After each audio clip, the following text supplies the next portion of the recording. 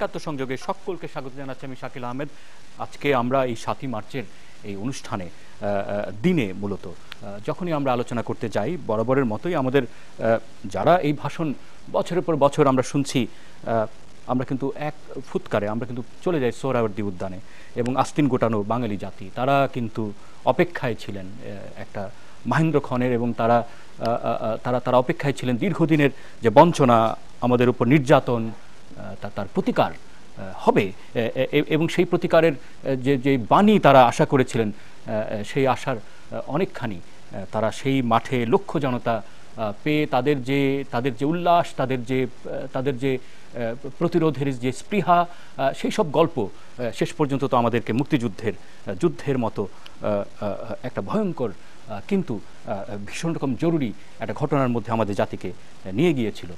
এবং নিয়ে যাওয়ার পরে এখন এই ৪৫ বছর পরে এসে আজকের এই এমন দিনে আমরা আরও এক দফা আমরা বুঝতে চাই মূলত তখনকার যে তরুণ শক্তি যারা দেশকে সঠিক পথে এবং বাঙালির জন্য যা প্রয়োজন ছিল সেই কাজটি যেমনভাবে তারা করতে পেরেছিলেন, এখনকার আমাদের তরুণেরা ঠিক সেই কাজটি তাদের মতো করে করতে পারছেন কিনা। সেই চেতনা বলতে আমরা তো নানা রকম চেতনা শব্দটি এখন নানা রকম কিন্তু বিতর্কের সুযোগ করে দিয়েছে। কি অবস্থায় আছি আমরা, তাই নিয়ে আমরা কথা বলতে চাই। আমাদের সঙ্গে আমরা খুশি, আমাদের সঙ্গে আছেন ডাক্তার নুজহাত চৌধুরী, শহীদ ডাক্তার আলিম চৌধুরীর মেয়ে, ৭১ ঘাতক দালাল নির্মূল কমিটির কেন্দ্রীয় কমিটির সদস্য। ধন্যবাদ আমাদের সঙ্গে যোগ দেওয়ার জন্য। আমাদের সঙ্গে আছেন বাকি বিল্লাহ, সাবেক সভাপতি বাংলাদেশ ছাত্র ইউনিয়ন। আমাদের সঙ্গে আছেন মারুফ রসুল, ব্লগার এবং অনলাইন অ্যাক্টিভিস্ট এবং অন্যতম সংগঠক গণজাগরণ মঞ্চ। এবং সঙ্গে তো নিশ্চয়ই আপনারাও আছেন, আপনারা এবং আমি জানি একাত্তর টেলিভিশনের বেশিরভাগ দর্শক শ্রোতা কিন্তু মূলত তরুণ। আপনাদের মতামতের কে সামনে নিয়ে কিন্তু আমরা আমাদের অনুষ্ঠান আগাতে চাই। আপনারা কথা বলুন না, আমাদের দেশকে এগোতে চাই, অনুষ্ঠানকেও সামনে নিতে চাই। নুজহাত চৌধুরী, আপনাকে দিয়ে শুরু করতে চাই।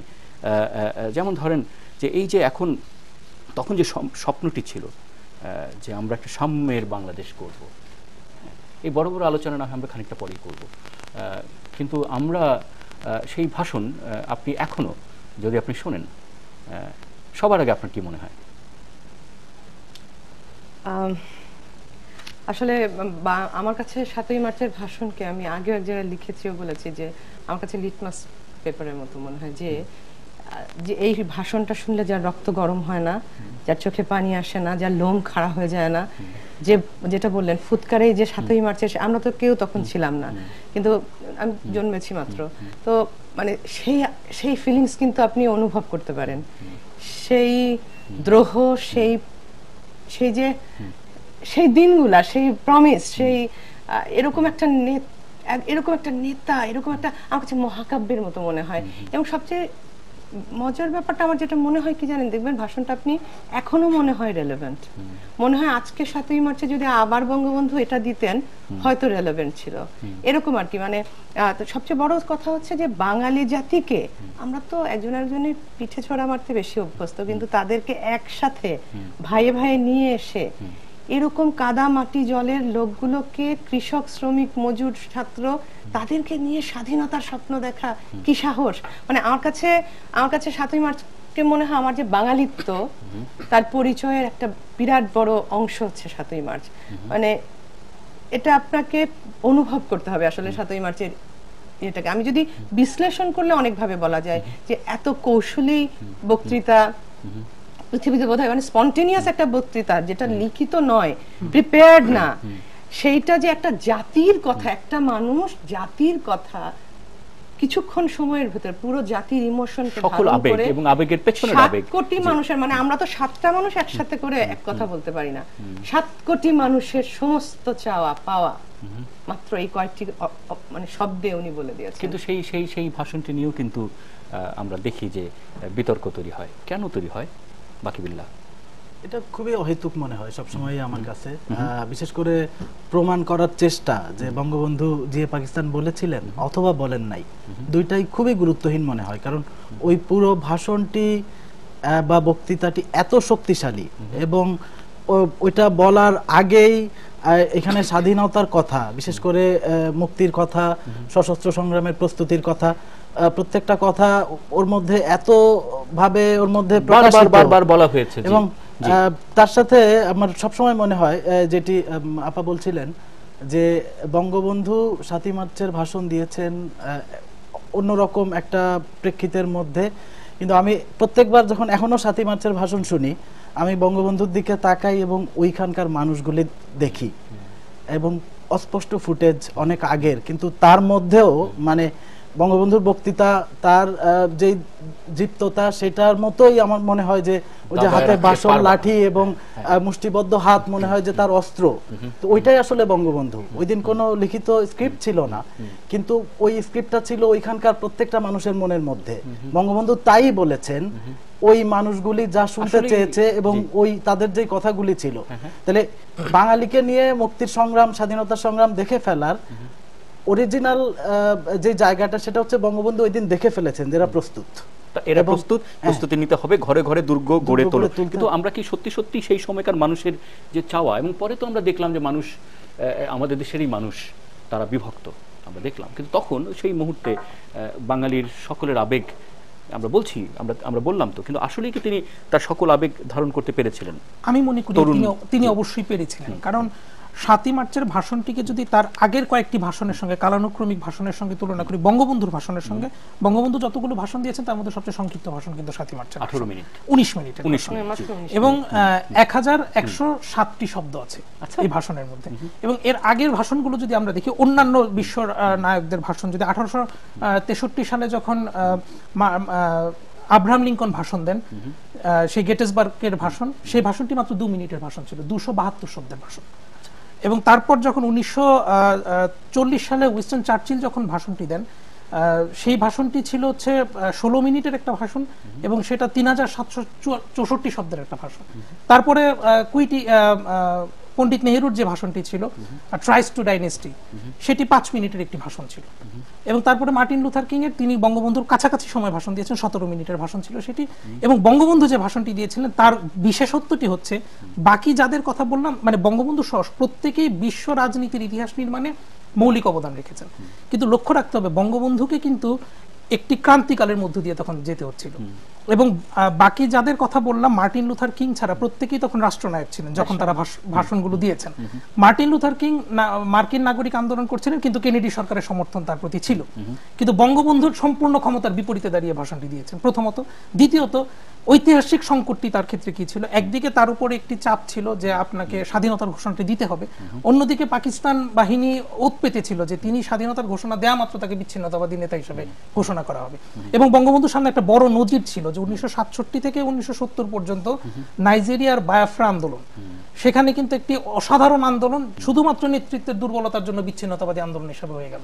সেক্ষেত্রে বঙ্গবন্ধুর একটি জঙ্গিবাদী আন্দোলনে পরিণত হয়ে গেল। পাকিস্তানের কিন্তু সেটাই যেন বিচ্ছিন্নতাবাদী বলে আপনি ধরে রাখবেন। জি, না, মানে আমি এই জন্যই বললাম কৌশলী, মানে দেখেন উনি কিন্তু স্পষ্ট করে বলছেন এবারের সংগ্রাম স্বাধীনতা সংগ্রাম, আবার উনি কিন্তু বিচ্ছিন্নতাবাদী হচ্ছেন না। মানে আমার কাছে মনে হয় যে এত বুদ্ধিমত্তার পরিচয় দেয়া সেরকম একটি ক্রান্তিকালে, মানে আসলে এটা বঙ্গবন্ধুর সাথে আসলে মানে বঙ্গবন্ধু আর কি, সেই জন্য মনের কথাটা যখন তার মগজের ভেতরে, রক্তের ভেতরে যখন ঢুকে পড়ে, তখন কিন্তু সেটি এমন ভাবে বের হয়, তার আর কিন্তু আলাদা করে আপনাকে মাপ যোগ করে তখন আর কথা বলতে হয় না। একজন দর্শক আমাদের সঙ্গে এর মধ্যে যোগ দিয়েছেন, আপনার অধিকারটি আগে। হ্যালো হ্যালো জি, হ্যালো জি জি জি, শুনছি আপনার কথা শুনছি আমরা।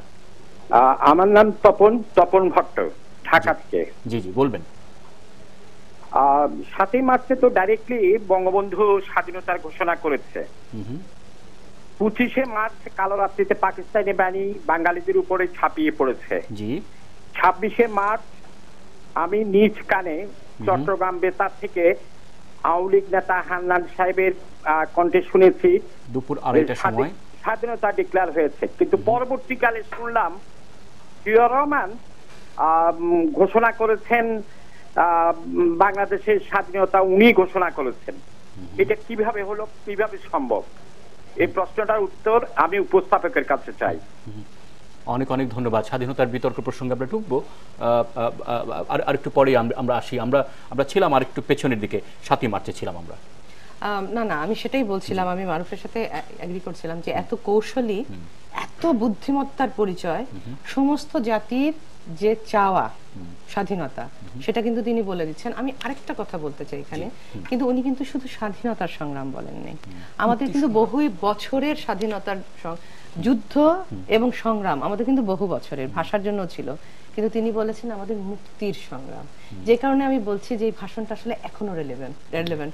আপনি নিজেই দেখবেন লেখার সময়, বলার সময় আপনার কতবার মনে হয় আপনি এই কথাটা উচ্চারণ করা যায় যে বাঙালিকে দাবায় রাখতে পারবে না, দাবায় রাখতে পারবে না। ঠিক একই রকম জীবন্ত আজকে ক্রিকেটের খেলার ক্ষেত্রেও দেখলাম যে যখন মানুষের এই যে উচ্ছ্বাস, মানুষের উচ্ছ্বাসের সঙ্গে তার তুলনাটা যখন আমি করি যে হ্যাঁ, মানুষের উচ্ছ্বাস তো এমনই থাকবার কথা, বাঙালি তো তার রক্তের মধ্যে বাঙালিত্ব যখন থাকবে তখন তার মধ্যে বাড়তি উচ্ছ্বাস থাকবে, এবং বাড়তি উচ্ছ্বাস, বাড়তি এনার্জি, বাড়তি শক্তি তাকে পৃথিবীর সেরা জাতিতে তো একসময় পরিণত, একসময় ছিল, আবার নিশ্চয়ই হবে, এবং সেই সুরটি কিন্তু তিনি ঠিকই ধরতে পেরেছিলেন, তাই কিনা?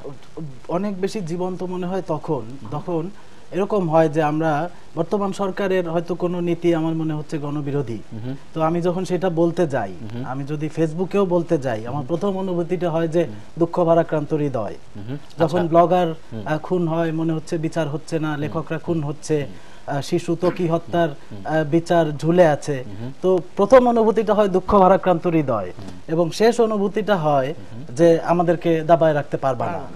মানে ওইটার জীবন্ত, এখনো জীবন্ত, এবং ওইটা আসলে বাঙালির মনে সবসময় জীবন্ত থাকবে, কারণ বাঙালি নিজে আসলে ওই ভাষণের স্রষ্টা, বাঙালি নিজে বঙ্গবন্ধুরও স্রষ্টা, বঙ্গবন্ধু বাংলাদেশের স্রষ্টা, কিন্তু ওই সময় বঙ্গবন্ধু আসলে তৈরি হয়েছেন, সৃষ্টি হয়েছেন ওই মানুষের মধ্যে থেকে। সুতরাং ওই কারণে আমি হাজার বছরের শ্রেষ্ঠ বাঙালি বা অনেক বিশেষণের ভারে বঙ্গবন্ধুকে ভারাক্রান্ত করতে আমি কখনো ঠিক আনন্দ পাই না। আমার মনে হয় যে বঙ্গবন্ধু একদম পাশেরই মানুষ। আমার এক বড় ভাই রাজশাহী বিশ্ববিদ্যালয়ের শিক্ষক, অসমাপ্ত আত্মজীবনীর উপরতলা থেকে দেখা নয়, তাই তো? মানে আমি সংস্কৃতিতে পাকিস্তানে সেই সময় যে ঝুমরি নাচ, ঠুমরি, সেই উপরতলা থেকে দেখার যে মানুষগুলো ছিল, তার পরিবর্তে তো আমার জলকাদার মানুষ তো, তাই আমি বলছি কাদা মাটি থেকে উঠে আসা। এবং এই জন্যই কিন্তু 7ই মার্চের ভাষণের ভাষাতাত্ত্বিক ব্যাপারটিও কিন্তু খুব গুরুত্বপূর্ণ। আপনি দেখুন যে একমাত্র 7ই মার্চের ভাষণটি বঙ্গবন্ধুর যে ভাষার প্রয়োগ, তিনি কিন্তু একই সঙ্গে সেই তথাকথিত প্রমিত উচ্চারণে যেমন বলছেন, কখনো কখনো তিনি আঞ্চলিক জায়গায় যাচ্ছেন, আঞ্চলিক উচ্চারণে কথা বলছেন, এবং 19 মিনিটের একটি ভাষণে তিনি একই সঙ্গে দুটোর একটি অসাধারণ সমন্বয় ঘটিয়েছেন। এবং এই বিষয়টি কিন্তু ডক্টর মোহাম্মদ শহীদুল্লাহ বুঝতে পেরেছিলেন বলে তিনি আঞ্চলিক ভাষার অভিধান প্রণয়ন করেছিলেন।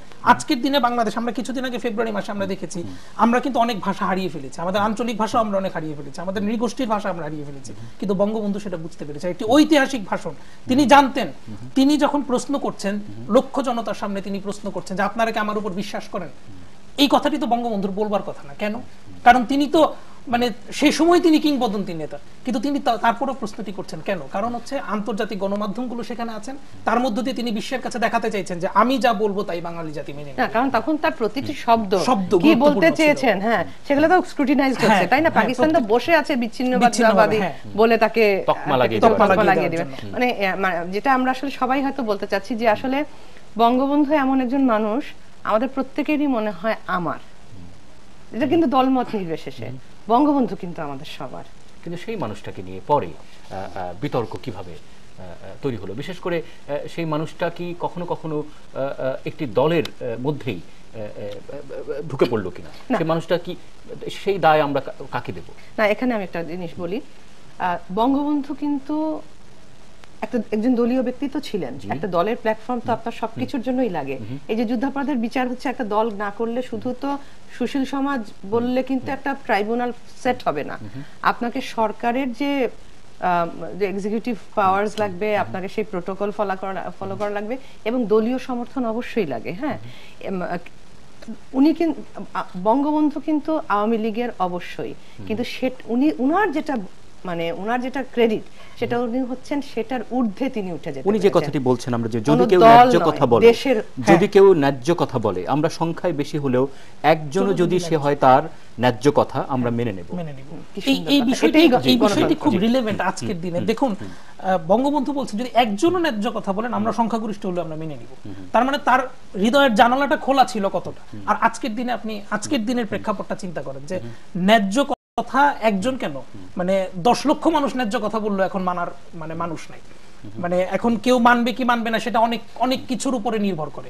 তার মানে বঙ্গবন্ধুর এবং নুজাত আপা যে কথাটি বলছিলেন যে বঙ্গবন্ধু দলীয় প্ল্যাটফর্মের যে জায়গাটি বলছেন, আমি ব্যাপারটাকে একটু অন্যভাবে দেখি।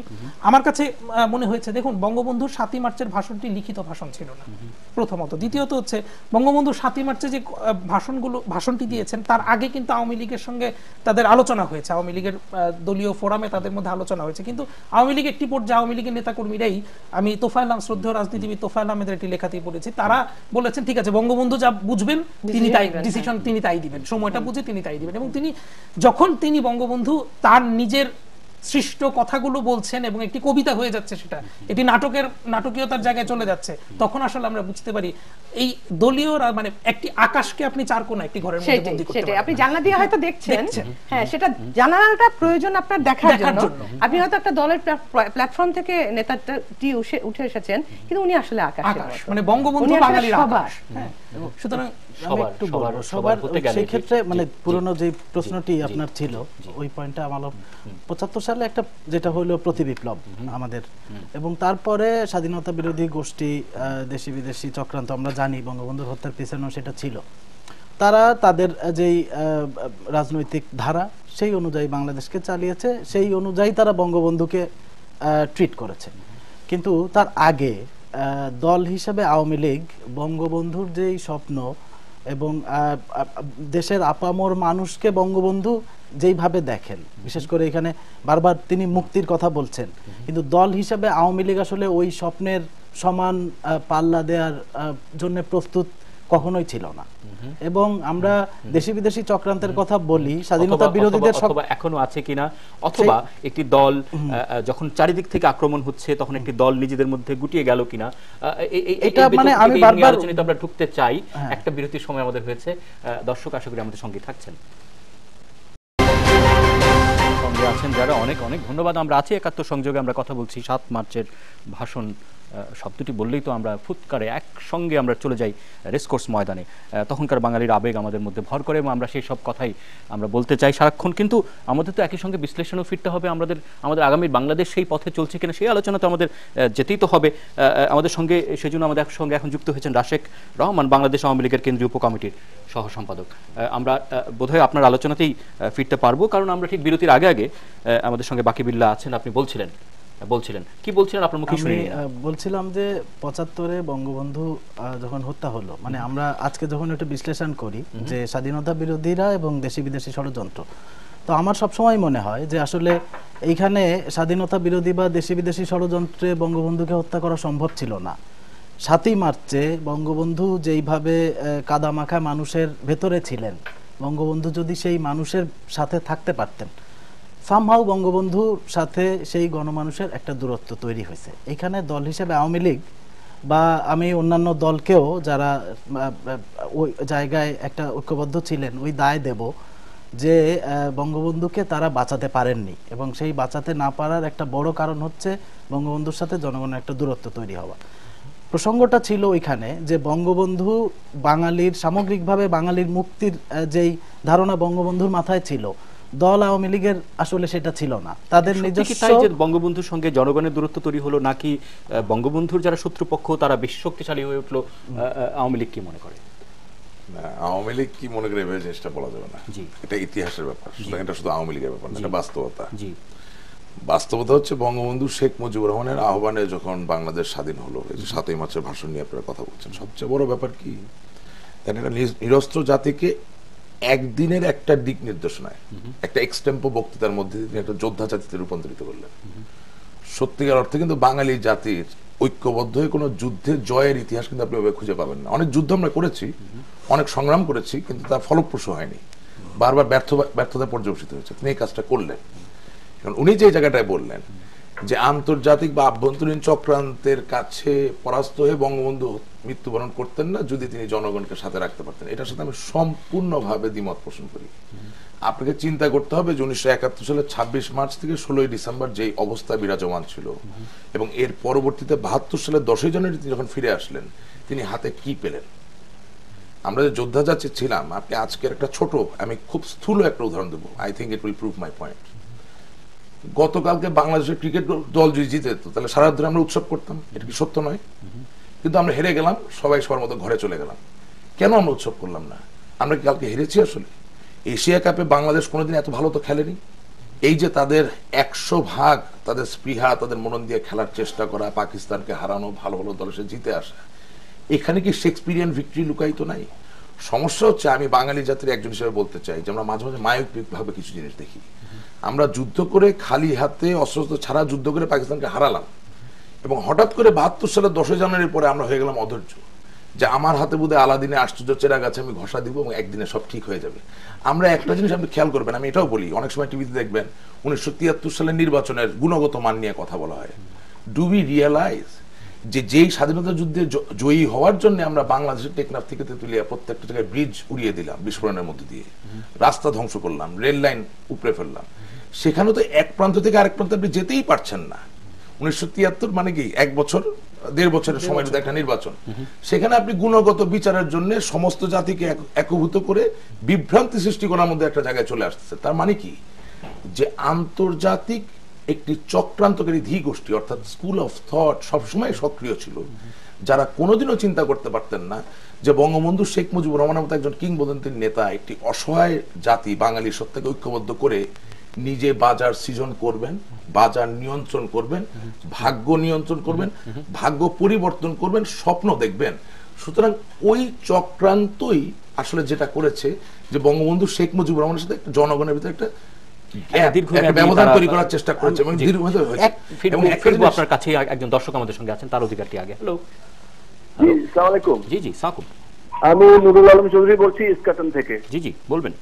ইনফ্যাক্ট যেটা আপনারা আলোচনা করছেন যে বঙ্গবন্ধু শেখ মুজিবুর রহমান কেন হঠাৎ করে জনবিচ্ছিন্ন হয়ে পড়লেন, না ঠিক এমন ছিল না প্রসঙ্গটি, তারপর আপনার প্রশ্নটি করবেন। জি আচ্ছা ঠিক আছে, আমি যেটা বলতে চাচ্ছিলাম আসলে 75-এর যে করুণ পরিণতিটা, এটার অনেকগুলো কারণ ছিল। প্রথম একটা কারণ ছিল যে পাকিস্তান থেকে বাংলাদেশ ফেরত যারা আসলেন বাংলাদেশে, তাদের একটা বিরাট চাওয়া পাওয়ার একটা বিষয় চলে আসলো। এট দ্য সেম টাইম আমি নিম্নবিত্তের কথা বলবো না, আমি বলবো উচ্চবিত্ত যারা ছিলেন তাদেরও একটা বিরাট আকাঙ্ক্ষা তৈরি হলো যে রাতারাতি অনেক কিছু তারা বঙ্গবন্ধুর কাছ থেকে প্রত্যাশা করলেন। আরেকটা হচ্ছে স্বাধীনতা বিরোধী চক্র, অর্থাৎ 71 সনে যারা বাংলাদেশকে চাননি। এই তিনটি অপশক্তির পেছনে বঙ্গবন্ধুকে বিভ্রান্ত হতে হয়েছে এবং এটাই পরবর্তীতে 75 সনে একটা ষড়যন্ত্রের আকার ধারণ করে বঙ্গবন্ধুকে অকাল মৃত্যুতে পড়তে হয়েছে। এটাই হলো আমার মতামত। আমি অনেক ধন্যবাদ, অনেক ধন্যবাদ। একটা ছোট জিনিস একটু অ্যাড করি, জি ওনারটাকে হেল্প করবে ওনার কথাকে রিফিউট করার জন্য। 1975 সালের 15 আগস্টে বঙ্গবন্ধুকে হত্যাকাণ্ড করার পরে কর্নেল রশিদ যেই ইন্টারভিউটি ইউটিউবে পরিষ্কারভাবে দেখা যায়, সেখানে তিনি একটা কথা বলেছিলেন যে বঙ্গবন্ধুকে আমরা হত্যা করেছি কারণ হত্যা যদি না করতাম তাহলে তিনি জনগণকে নিয়ে আবার এই যে সামরিক কু বা এই বিপদগামী সৈনিকদের প্রতিহত করতে পারতেন। তার মানে কি, ওনার কথা থেকে প্রতীয়মান হয় যে বঙ্গবন্ধু শেখ মুজিবুর রহমান তার জীবনের শেষ দিন পর্যন্ত বাঙালি জনগণের উপরে তার সেই ভালোবাসা, তার সেই ত্যাগ, তার সেই প্রভাব, তার সেই নিয়ন্ত্রণ এবং এই রাজনৈতিক সংগ্রামের মধ্য দিয়ে বাঙালিকে যে জায়গায় সেই জায়গাটা তিনি অক্ষুণ্ণ রাখতে পেরেছিলেন। আমি কিন্তু কেউ রিফিউট করতে চাই একটু, এই কথাটা আসলে বলা খুবই খুবই ভুল যে জনগণের যদি সমর্থন থাকতো তাহলে ওরা করতে পারতো না, এটা আমি মনে করি না। এটা বললে আমাদের স্বাধীনতা বিরোধী যে চক্র, আমাদের আন্তর্জাতিক চক্রান্তকারী যে চক্রটা এখনো সক্রিয়, তাদেরকে লঘু করে দেওয়া হয়। আমার কথা হচ্ছে, আমরা বোধহয় শুনেছি আপনার কথা, বাকি আমি বলতে চাই, আমি খুব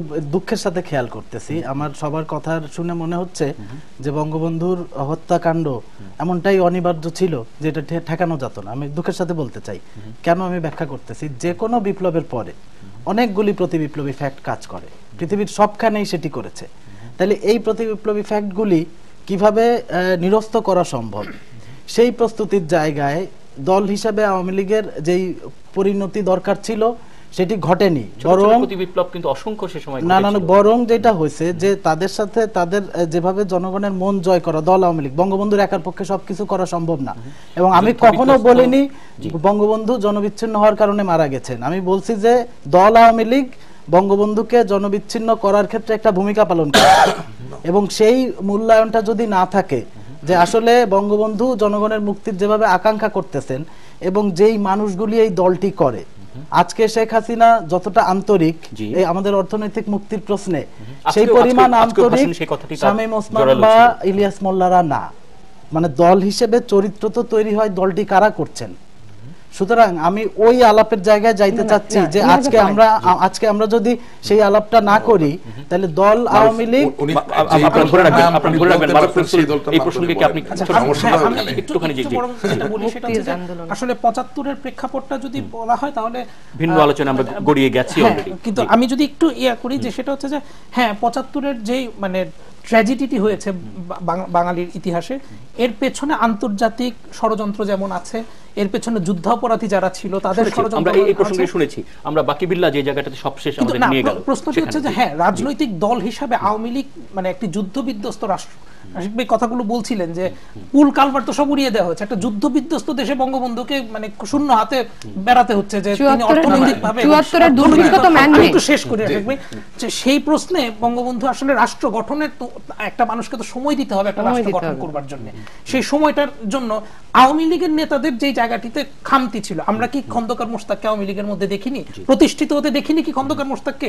প্রশ্নটি হচ্ছে এই খন্দকার মোশতাকের মতো বাকি ভাই যে পয়েন্টটাতে বলছিলেন যে কয়েকজন নেতা বাঙালির ক্ষমা। হ্যাঁ মানে এই কয়েকজন যে নেতা, আমরা তো মানে দল আওয়ামী লীগ অনেক বড় একটি প্রশ্ন।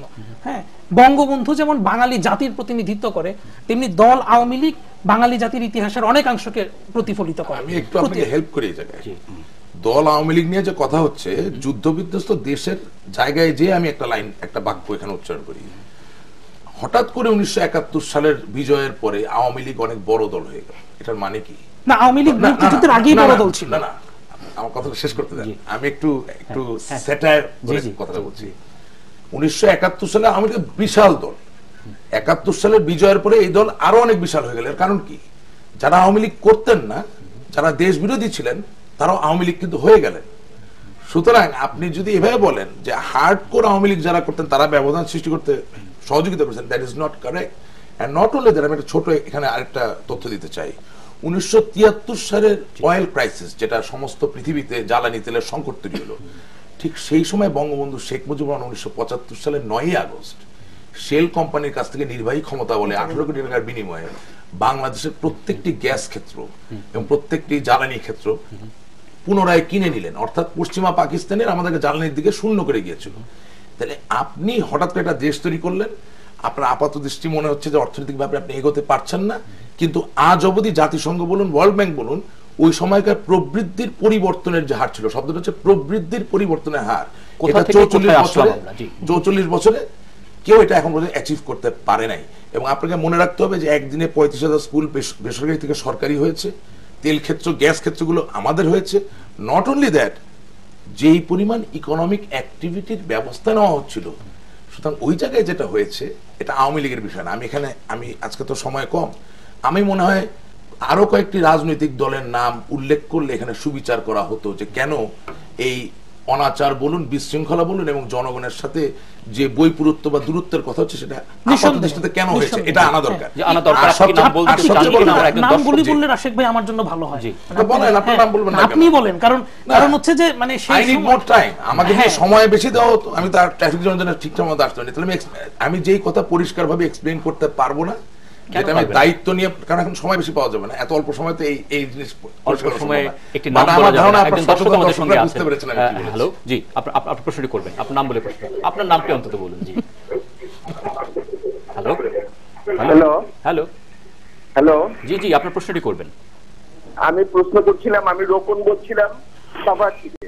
জি, আমি আমার বাবা বঙ্গবন্ধু শেখ মুজিবুর রহমান এবং তাজউদ্দিন সাহেবের ব্যক্তিগত সহকারী ছিলেন।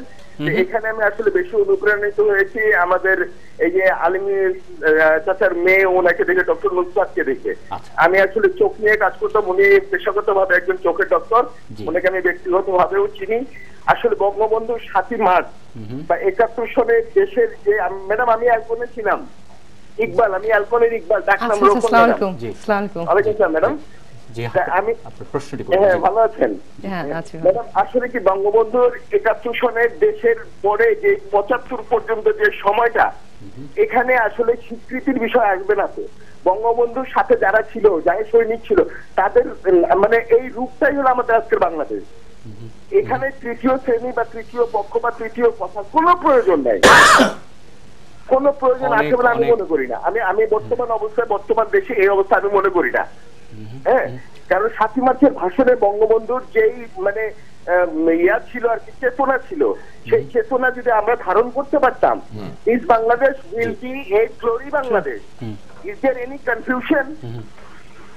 কোন কনফিউশন এখানে? আমাদের যে দেশনেত্রী শেখ হাসিনা, উনি যেভাবে আগাচ্ছে, আমরা যদি তাকে পথে যদি আমরা কাটা হয়ে না দাঁড়াতাম, এ দেশ কবে সুন্দর হয়ে আসতো, আরো সুন্দর হয়ে আসতো। অনেক অনেক ধন্যবাদ, অনেক অনেক ধন্যবাদ। সুন্দর একটা কথা বলেছেন, একদম উনি বলেছেন যে বঙ্গবন্ধু 7ই মার্চের ভাষণের যে চেতনা, সেটা যদি আমরা সত্যি ধারণ করতে পারতাম, সত্যি যদি এখানে সত্যি যদি আমাদের শর্টকামিং 7ই মার্চের ভাষণের সময় যারা তার খুব কাছে ছিলেন, বিপ্লবী ভূমিকায় ছিলেন, তাদের ভিতরে বহুজনই তো আওয়ামী লীগের পরিচয় না, অন্যান্য পরিচয়ে গিয়ে এই পরিস্থিতির সৃষ্টি করার ক্ষেত্রে এটা ব্যাপক ভূমিকা। সেই সব প্রসঙ্গে যাবার জন্য আমাদের একটা বিরতির আরেকবার সময় হয়ে গেছে, এবং আরো একজন দর্শকের আমাদের সঙ্গে তিনি জানতে চেয়েছিলেন, তিনি নিজে স্বাধীনতার ঘোষণা শুনেছিলেন, বলেছেন যে হান্নান সাহেব শুনেছিলেন। সেই প্রসঙ্গে আমরা ফিরবো, কে কখন কিভাবে ঘোষণা দিয়েছিল সেই গল্পটি নিয়েও। ধন্যবাদ। সঙ্গে ছিলেন, আমরা আছি ৭১ সংযোগে।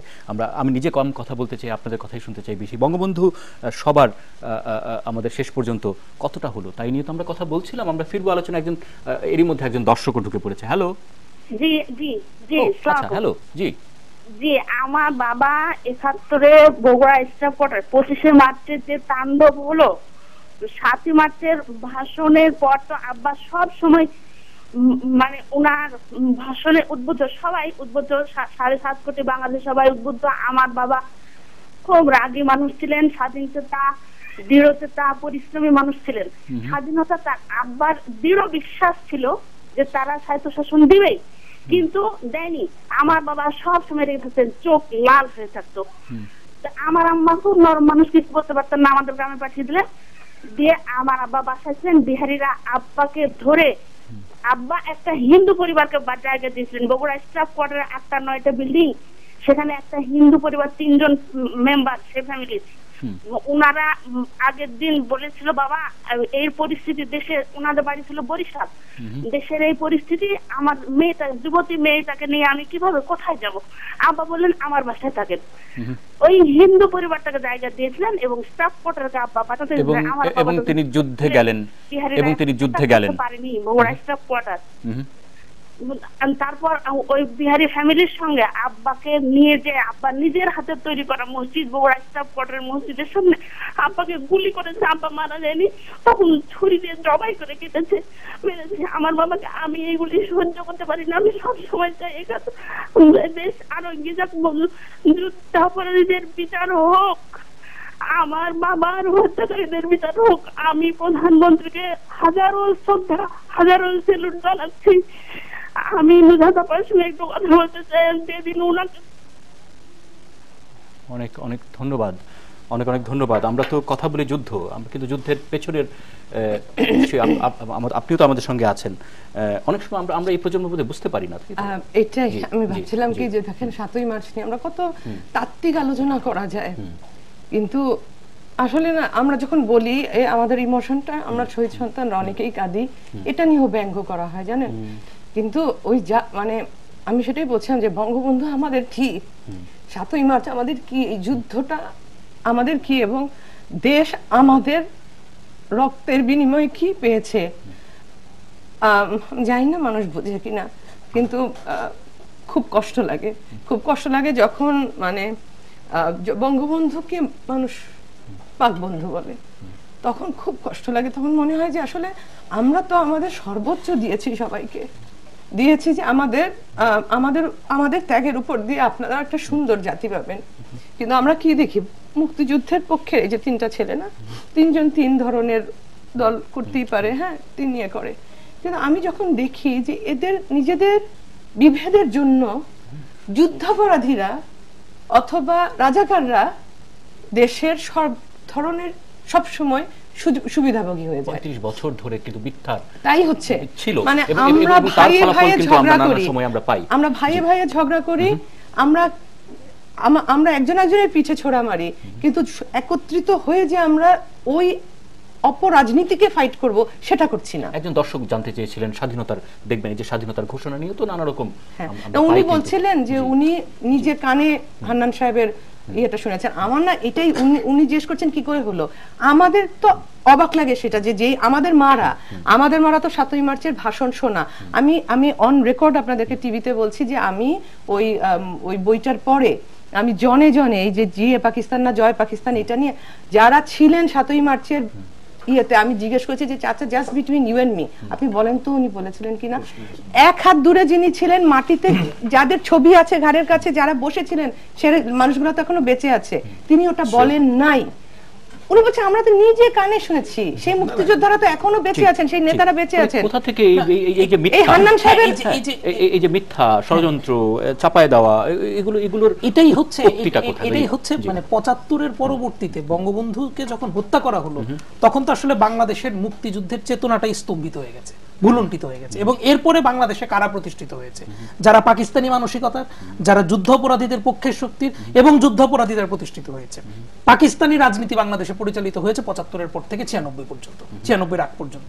প্রশ্নটি হচ্ছে এই যে দীর্ঘ সময় এই দীর্ঘ সময় সামরিকতন্ত্র হয়েছে, সামরিকতন্ত্র টিকে রাখার জন্য মোল্লাতন্ত্র হয়েছে, এবং এই সামরিকতন্ত্র এবং মোল্লাতন্ত্র একসঙ্গে, যেহেতু তারা জানতো যে বঙ্গবন্ধু হচ্ছে একমাত্র একটি তত্ত্ব, একটি কনসেপ্ট, একটি দর্শন, যে বাঙালিকে যে বিষয় বাঙালিকে ঐক্যবদ্ধ করতে পারে। আপনি আজও বাংলাদেশের বিপক্ষ দুই ভাগে যদি আমরা তারপরও ভাগ করি, যারা পক্ষে শক্তি আছে তাদের মধ্যেও সকলে কেন জয় বাংলা স্লোগানটি, জিজ্ঞেস করতে পারি আপনাকেও, জয় বাংলা স্লোগানটি কেন মানে সকলের হলো না? এই প্রশ্নটি আসলে আপনার মতো আমারও, কিন্তু কারণ হচ্ছে যে জয় বাংলা এমন একটি স্লোগান, জয় বাংলা কোনো রাজনৈতিক দলের স্লোগান না। বঙ্গবন্ধু যখন 7ই মার্চের ভাষণটি শেষ করেন জয় বাংলা স্লোগানটি দিয়ে, হ্যাঁ, এবং তিনি যখন জয় বাংলা স্লোগানটি দেন, আমার কাছে তখন মনে হয় একটি অবিনাশী কথামালার জন্মদিনের শুভেচ্ছা বার্তা জানাচ্ছে। সেই কথাটি আমরা কেন ক্যারি করছি না? এই ক্ষেত্রে জয় বাংলা আসলে অন্যরকম আবেগের এক স্লোগান, মুক্তিযুদ্ধের সময়ের স্লোগান। এখন ব্যক্তিগতভাবে আমি আসলে আমার রাজনৈতিক স্লোগান শুধুমাত্র জয় বাংলাই বলবো কিনা সেটা নিয়ে আমি হয়তো একটা দ্বিতীয় চিন্তা করব, যে আমি বাংলাদেশের আরো বাঙালির আবেগের স্লোগান, বাঙালির জাতীয়তার স্লোগান, কিন্তু জয় বাংলা হয়তো বাংলাদেশের ভূখণ্ডের সকল মানুষের স্লোগান নাও হতে পারে আরেকটি জায়গা থেকে। আর আরেকটি জায়গা সেটা হচ্ছে যে আসলেই রাজনীতিটা 75-এর পরে মানে এতভাবে ছত্রভঙ্গ হয়েছে, বিশেষ করে আমরা যে সময় আমাদের শৈশব আমরা দেখেছি যে হয়তো একদম এরশাদ বিরোধী আন্দোলনের একটা প্রসঙ্গ, ওই সময় আসলে রাজনীতিতে আবার আমাদের 71 ফিরে আসা। আমরা উত্তরটি পেলাম কিনা আপনি নিজে, আমি জানি না আপনি নিজে জানেন কিনা। এটা কোনো উত্তর হয় নাই, এগুলা বালে খুললো আলা। কারণ হচ্ছে 7ই মার্চের ভাষণটা আমি যেটা দেখতে পারি, আমরা এখন জয় বাংলা পারি, সেটা আমার কাছে গ্রহণযোগ্য। আপনি ইউটিউব বা যেহেতু ডিজিটাল বাংলাদেশ গড়া হচ্ছে এবং বাংলাদেশের নতুন প্রজন্ম অনেক দূর এগিয়ে গেছে তথ্য প্রযুক্তিতে, এবং তারা এখন চোখে দেখতে চায়, শুনতে চায় বাঙালি জাতির ধারাবাহিক যে সংগ্রাম, এটার যেসব প্রমাণাদি বা দলিলাদি আপনি আজকে ইন্টারনেটে পান, তথ্য প্রযুক্তির মাধ্যমে সংগ্রহ করতে পারেন, প্রতিটা জায়গায় কিন্তু জয় বাংলা যেমন আছে, জয় বাংলা তো ইন্ট্রোডিউস বাই বঙ্গবন্ধু, পাশাপাশি সকলে বাংলাদেশ স্বাধীন করো, শেখ মুজিবের পথ ধরো, এটা ভুলে গেলে হবে না। সুতরাং জয় বাংলা, জয় বঙ্গবন্ধু যখন বাংলাদেশ স্বাধীন করার ক্ষেত্রে ইনস্ট্রুমেন্টাল একটা ফ্যাক্টর হয়, তখন আওয়ামী লীগ চাইলেও তো এটা দলীয় করতে পারে না। এই আলাপের কোনো মিনিং নেই, there is no reason to it. আমাদেরকে আসল জায়গায় যেতে হবে। 1975 সালের 15 আগস্টের পরে মেজর জেনারেল জিয়াউর রহমান বাংলাদেশে একটা নতুন স্লোগান প্রাতিষ্ঠানিক সহায়তার মধ্যে দিয়ে শুরু করলেন, সেটা হচ্ছে বাংলাদেশ জিন্দাবাদ। সুতরাং 21 বছর ধরে যখন আপনি মানুষকে আপনার রক্তচক্ষু দেখিয়ে জয় বাংলা, জয় বঙ্গবন্ধু বলার থেকে বিরত রাখতে পারেন, তখন অবভিয়াসলি বাংলাদেশ জিন্দাবাদ কিছুটা হলেও জায়গা করে নিয়ে আমাদের ফুরিয়েছে। তবে এটা একটা আশার আলো যে আজকে এই জিনিসটা কেটে যাচ্ছে। আমি একটা কথা যেটা বলতে চাচ্ছি, আমার মনে হয় আমরা একটু নুছাদ চৌধুরী আপনার কাছে যেতে চাই, যে এখন তখন বলছিলেন আপনি একটু আগে যে ভঙ্গুর এবং মানুষের ধৈর্য শক্তি তখন এত কম ছিল, এখনকার বাংলাদেশ কি সেই একই কথা বলে? না, মানে 71-এর পরে যেন মনে হচ্ছে হঠাৎ করে ও যেটা বলছিল যে আলাদিন আর জেরাক পেয়ে গেছে, সবার সবকিছু লাগবে, একটা অধৈর্য এরকম, তারপর কিছুটা অকৃতজ্ঞতাও কিন্তু আমরা 75-এর পরে সবাই এটা আমাদের দোষ, এটা স্বীকার করতে হবে, সবাই শো করেছে। হ্যাঁ, এখন আমার কাছে মনে হয় এইখানে কিন্তু আমার কিন্তু শেখের বেটিকে একটা স্যালুট দিতে হবে। সেটা হচ্ছে যে এখন যেন মানুষ বোঝে যে আমরা অনেক ভেঙে অনেক পড়ে গেছি, উঠতে হবে। এখন এই যে উঠার জন্য যে সর্বোচ্চ চেষ্টা গতকাল হেরে করা। যাবার পর আপনি বলছিলেন যে আমরা সবাই স্তিমিত হয়েছে, ফেসবুক তা বলছে না। ফেসবুকের বেশিরভাগ কমেন্ট, তরুণদের কমেন্ট আমরা দেখছি যে জিতেছে পরে বাংলাদেশ, বাংলাদেশ জিতবে বোধহয়, তারপর আমাদের অনুষ্ঠানের সময় ফুরিয়েছে।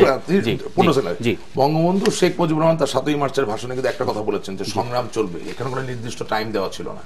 এটা উল্লেখ থাকে যে আজকে আমাদের মুক্ত হওয়ার যে সত্যিকার সংগ্রাম, এটা ধারাবাহিকভাবে চলছে, আমাদের স্বাধীনতা যুদ্ধে কিন্তু শেষ হয়নি। উনি কিন্তু বলেন নাই যে স্বাধীন নিলে আমাদের শেষ। আজকে বঙ্গবন্ধু কন্যা জননেত্রী শেখ হাসিনা কিন্তু সেই সংগ্রামটাকে সামনে এগিয়ে নিয়ে যাচ্ছে। আমরা জানি এই আলোচনা আমি মনে করি এই ভাষণকে যত বিশ্লেষণ করা কিন্তু আমাদের দেশের মানুষ তত নতুন আঙ্গিকে আমাদের দেশের দেশকে কিভাবে আগাতে হবে এটা বুঝতে পারে। তারা কিন্তু নতুন করে ঘুরে দাঁড়াচ্ছে, তারা কিন্তু এখন নতুন করে স্বপ্ন দেখতে চায় এবং তাদের মধ্যে ধৈর্য শক্তি আগের চেয়ে অনেকখানি বেড়েছে। আর শুধু কি ফেসবুকে রিঅ্যাকশন দিবেন, ফিজিক্যালি দিবেন না, বাস্তব জীবনে আপনার দল ভালো খেললে আপনি জয় বাংলা বলে চিৎকার দিবেন না। অনেক অনেক ধন্যবাদ আমাদের সঙ্গে থাকবার জন্য।